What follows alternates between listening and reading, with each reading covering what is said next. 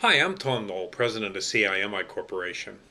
I've noticed in our surveys that there's some pretty interesting data on cloud computing adoption, and I thought I'd share it with you as a rebuttal for some of the positions that have been taken in various publications about the cloud. What's the number one thing that makes you a cloud prospect, or the number two or the number three thing? It turns out none of it has anything to do with technology. It's all really associated with usage. The companies that reported the highest return on the cloud were companies who first and foremost had applications that were episodic users of computing capacity, meaning that these applications didn't run 24 by 7 or even run fully during an 8-hour shift. The second thing was that they were low utilization when they did run. They didn't use a lot of resources. They didn't have a lot of data storage associated with them or use a ton of compute time.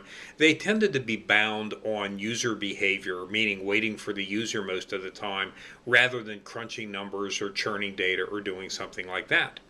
And the third thing was that these applications are applications that are associated with a locally high support cost.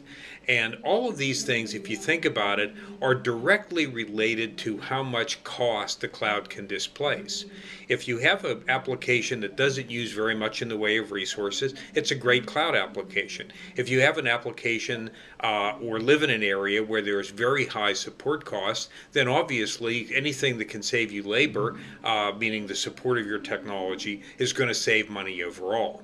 So the point of it is when you're looking at what is going to be good on the cloud and what's not going to be good on the cloud, don't worry quite so much about technology. Focus more on the characteristics of your application, because these are the three determinants that in the survey that I just did are really the drivers for cloud adoption.